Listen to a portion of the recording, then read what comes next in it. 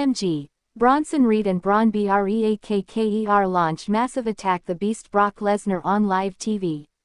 Welcome back, WWE Insider. In the blistering heat of Monday Night Raw's main event, under the unforgiving glare of arena spotlights, the unthinkable unfolded as two rising monsters, Bronson Reed and Bron Breakker, unleashed a savage, coordinated assault on the Beast incarnate, Brock Lesnar, their spears and tsunamis crashing like tidal waves of fury, leaving the Conqueror bloodied and broken on live TV, a moment that ripped through the WWE universe like a betrayal from within the family.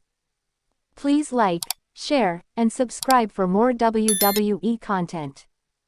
The seeds of this chaos were planted weeks earlier in the dimly lit bowels of the arena, where backstage tension festered like an open wound. Bronson Reed, the colossal tsunami from down under, pacing with pent-up rage after being overlooked for title shots, his massive frame casting shadows that made crew members scatter, while Bron Breakker, the explosive second-generation star, seethed over fines for his unchecked aggression, their shared frustration boiling into a dangerous alliance whispered in hurried locker room huddles.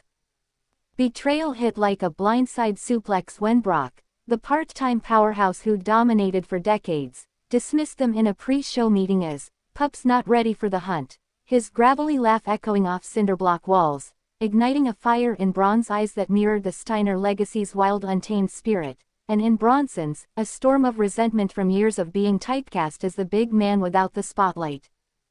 Grief lingered in the air like stale sweat, Bronson haunted by the recent passing of a close mentor from his Australian indie days, a veteran wrestler who'd succumbed to heart failure after a lifetime of bumps and bruises. His final words, "Make him feel the wave," now fueling Reed's every move, a personal loss that turned his in-ring destruction into a cathartic release of unspoken sorrow.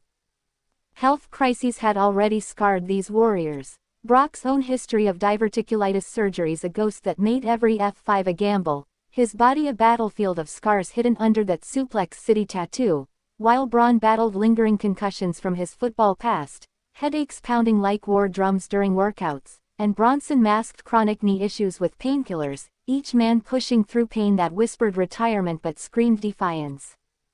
Scandals swirled around the trio like vultures, leaked emails from WWE brass hinting at favoritism toward veterans like Brock, sidelining young talents amid investigations into performance-enhancing loopholes, the dirt sheets buzzing with accusations that Lesnar's pull had buried potential rivals, leaving Bron and Bronson to exchange knowing glances in catering, their alliance forged in the fires of perceived injustice. Death's cold hand had touched the roster too intimately that year, with the tragic overdose of a mid-carder who'd mentored Bron in NXT, his body found in a hotel room much like the ones they all called home, a stark reminder that the Rhodes glamour hid a graveyard of broken dreams, pushing Bronson to tears in private calls to his family back in Sydney, vowing to honor the fallen by claiming his spot.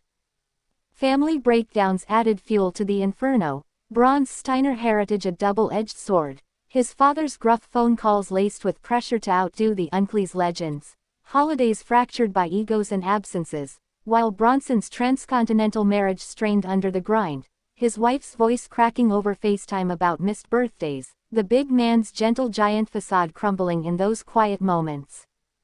Backstage tension escalated as Raw kicked off, producers scrambling in the control truck. As whispers of an unscripted segment rippled through, Brock lounging in his private trailer with Heyman, oblivious to the storm brewing, while Bron and Bronson huddled in a corner, fists bumping in silent pact, the air thick with the scent of adrenaline and impending violence. You could feel the pulse of it in the gorilla position, Bron's breath heavy and ragged, his muscles coiled like springs, memories of his Uncle Scott's infamous meltdowns flashing through his mind, a genetic fury he could no longer contain, Bronson nodding beside him, his own grief for lost comrades turning to a tsunami of resolve. Brock's entrance music thundered through the speakers, the Beast striding to the ring with that predatory grin, mic in hand to call out the next generation pretenders, his words a gauntlet thrown down, unaware that the pretenders were watching from the shadows, their plan hatching in real time amid the chaos of live TV. The attack launched like a blitzkrieg, Bron exploding from the crowd barrier with a spear that cracked the air, Brock staggering in shock, his eyes widening in rare vulnerability as Bronson vaulted the ropes, his massive frame delivering a top rope splash that shook the canvas. The crowds roared, drowning out Lesnar's guttural snarls of pain.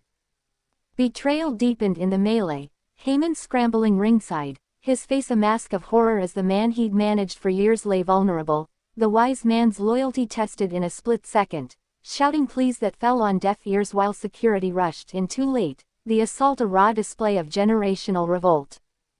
Grief surfaced in Brock's labored breaths on the mat, flashes of his own mortality hitting hard, friends like Big Show confiding in him about heart scares, the Beast's farm life back home a sanctuary now feeling worlds away, his family on his mind as blood trickled from his brow, humanizing the monster in a way no storyline ever could.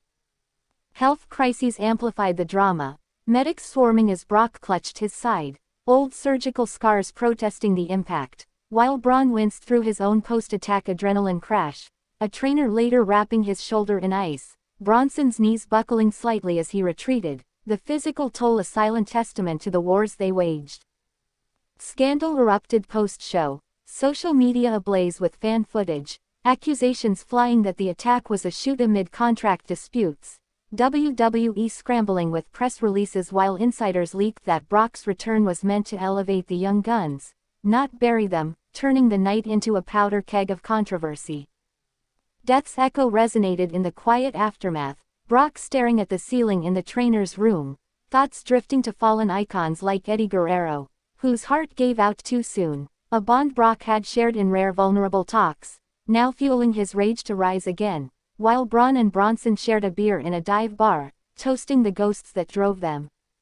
Family breakdowns hit home as calls poured in, Brock's wife Sable's voice trembling over the phone, their kids' innocent questions piercing his heart, while Bron faced his dad's stern lecture on crossing lines, the Steiner clan's pride clashing with fear, Bronson's embrace with his partner at the airport a mix of triumph and tears.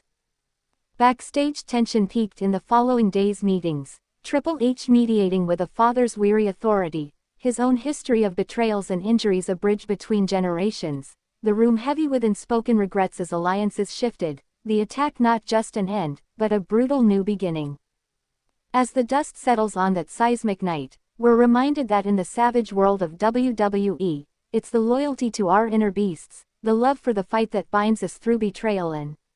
loss, and the legacies forged in blood that endure. Keep the insider edge with us. Drop your thoughts below. Who strikes back next?